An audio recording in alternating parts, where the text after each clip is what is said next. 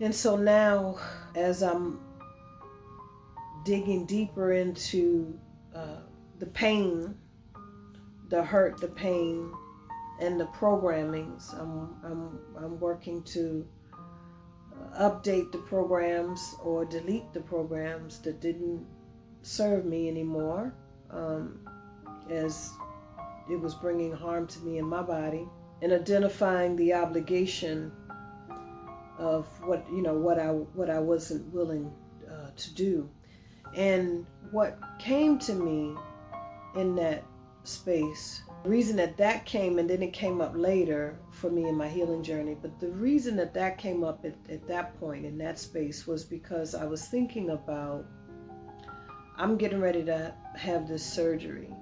I know I'm going to have it, and I'm willing it in so that it can be resolved. What did I need to do for myself to make sure that I healed, and healed appropriately, so that I didn't have a repeat issue?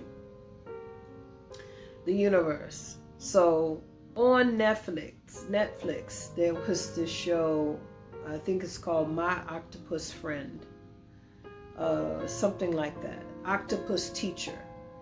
And one night, late at night, I was like, okay, let me watch this. And I watched the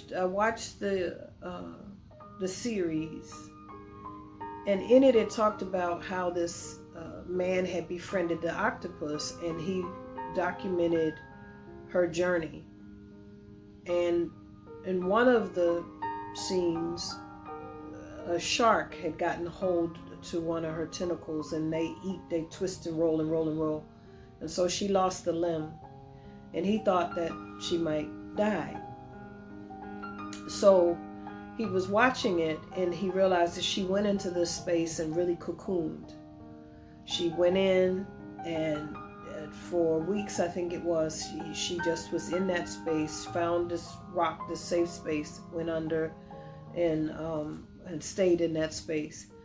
And when she emerged, she had regrown a limb. And so if the others were 4 feet long, this one might have been like 9 inches when she came out, when he saw her. And she began moving around then, because then she could hunt and do the things that she needed to do. And so I watched the series, and I was thinking, my goodness, there are many beings in nature that regrow and redo, healing cells and different things like that. And I said, okay, well, I knew I'm having this major surgery. I'm not going to regrow a uterus, but Spirit did tell me, but etherically, it's still in my body, right? So the energy is still there, even though the organ is gone. No problem, no worries. But what I took from that was, what do I need to do to really heal from what was about to happen to me? And that was to pull my energy all the way in and give only to me, so that I could restore my body. So I said, okay, well, how do I do that? What does that look like? And interestingly enough, one of the things I came to me, was to prepare my food, the food that I would need after I came back from surgery. And so once they told me I was going to have, they gave me the date. And at that point, it was 3.5 weeks out, maybe 4 weeks. No, it must have been 3.5 weeks, because that was July. So yeah, so by the end of July and the first week of August, I was told, and I was told to make my food.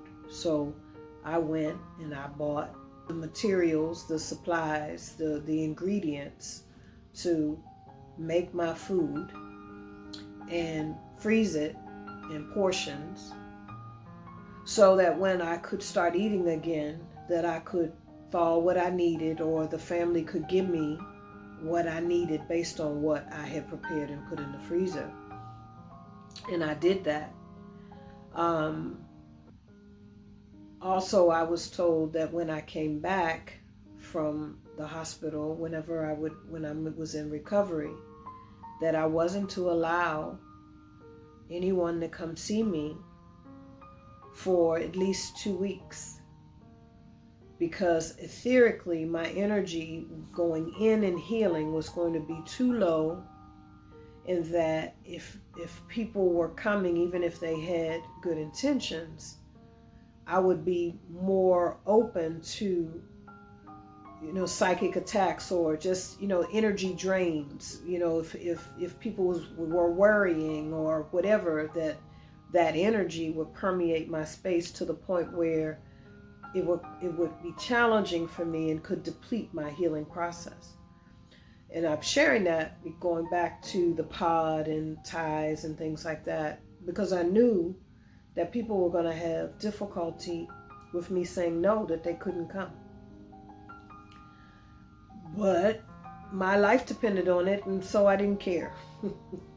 But I did care. That's the reason why I had to think through it. I cared enough to think about how I would say it, how I would communicate my truth, and that I mattered more, and they were just going to have to accept that. So no, of course, juices and things like that, fresh juice and things of that nature. But in terms of major meals and things like that, it was everything that I had prepared, right? I knew what it was. I knew the energy, and I made it that way.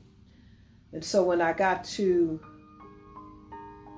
that part, preparing, right? So the outcome was I made the food, and as I began to prepare, and it was letting people know what that was going to be, that's what put me on that journey of the epiphany of, I have to do what I have to do for me, which means those expectations of me had to end that way, and that they had to understand or not. And I was shown the particular people who would have greater difficulty with it, and that was okay. It was, I'm like, gotta do what I gotta do, and so I did. That was freeing too, because I was taking a stand for myself. And in my life, with having wanted people to love me the way that I love them, and not always having that be the case, I love hard. And because I do understand, for the most part, the greater good, right? Again, being able to identify what makes people happy. So I really understand folks a bit more than sometimes maybe even they understand themselves. But in this space, it was like, no, you love on you, right? You heal you with your food, right? And yeah, others may want to bring things, and that's fine. But when you're in that cocoon space, like that octopus, all the way in, getting well, what does that look like for you? And will you be okay? And will you be okay came down to, again,